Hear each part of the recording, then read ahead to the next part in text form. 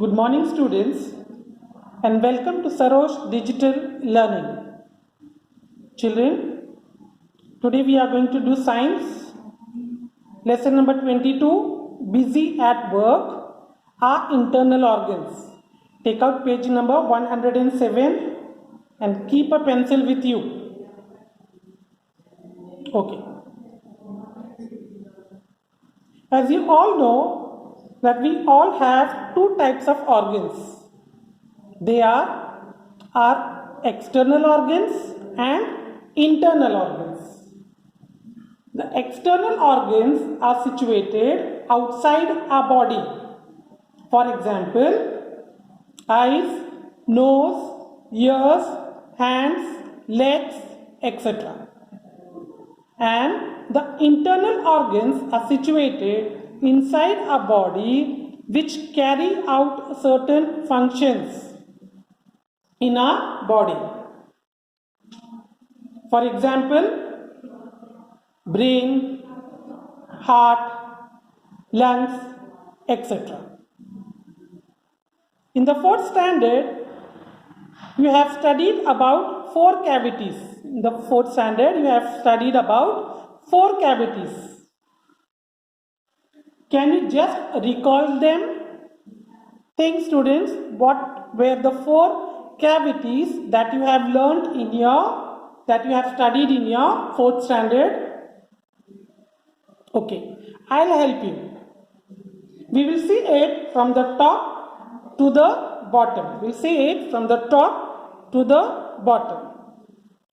This top portion, this head, here the cranial cavity is situated. Here the cranial cavity is situated, in which the brain is situated. Here the cranial cavity in which the brain is situated.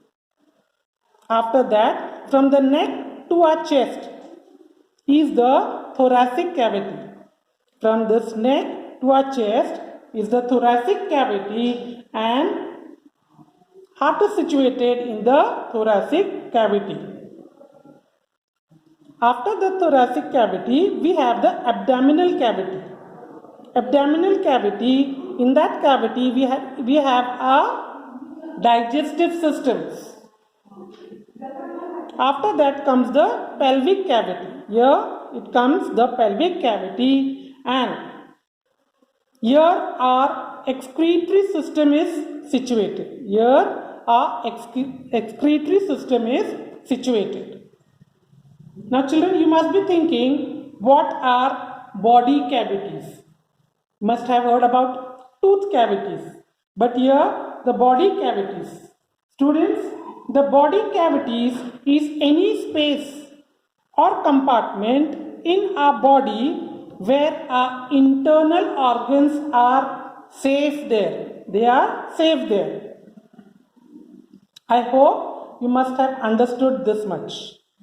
Now, there are some processes in our body like the respiration, digestion, that goes on inside the body continuously with the help of some organs. So, today we are going to begin with respiration. For that, I'll show you this diagram, how our respiration take place.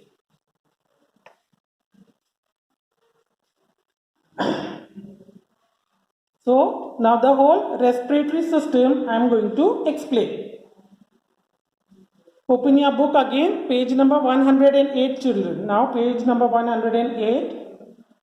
Yes. When we breathe in, we breathe in through the nose or the nostrils. From here, from the nostrils, it passes through the windpipe. The windpipe is also known as trachea. This windpipe enters into two sacs. It enters into two sac-like structure, or rather balloon-like structure called lungs. The lungs have many small sacs, or it is also called as alveoli. It is also called as alveoli. So, did you understand, children, this much? After this, there is a thin flexible sheet. There is a thin flexible sheet here between the thoracic cavity and the abdominal cavity, and this flexible sheet, this is known as diaphragm. This is known as diaphragm. Now, what does this diaphragm do? The diaphragm and its movement we are going to see. When the diaphragm moves downward, we breathe in and the incoming air fills the alveoli in the lungs.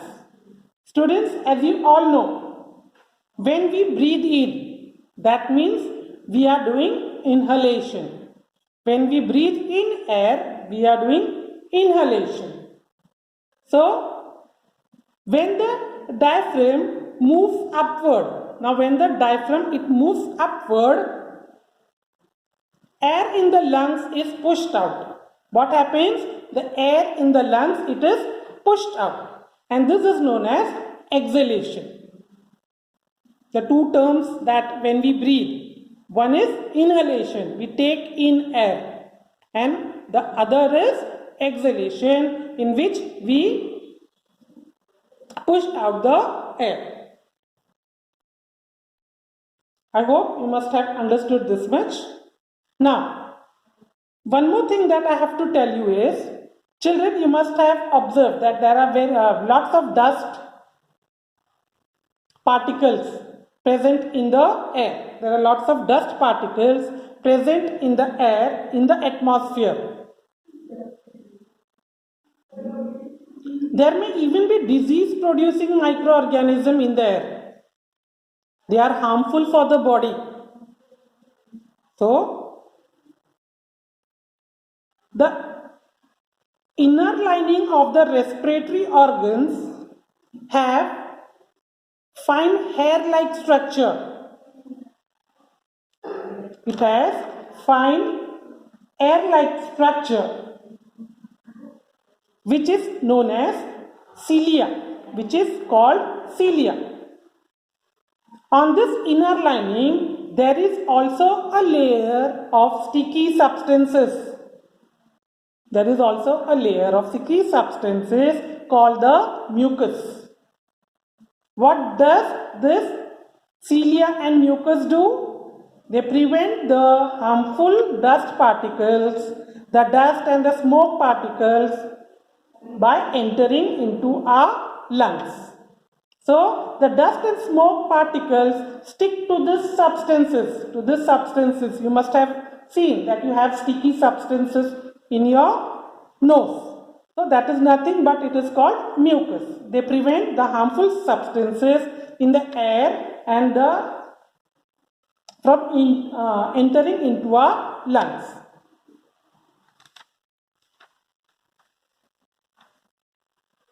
So, when we are breathing in and breathing out, we breathe in oxygen and we exhale the carbon dioxide.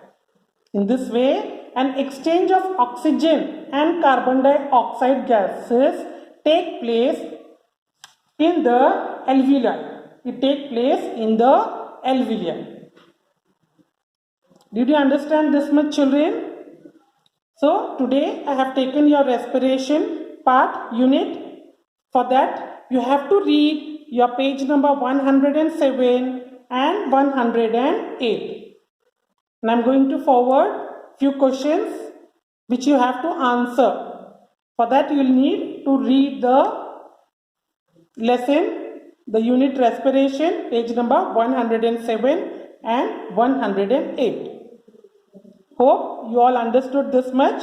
We'll continue the next unit in the next part. So children, have a blessed day. Thank you.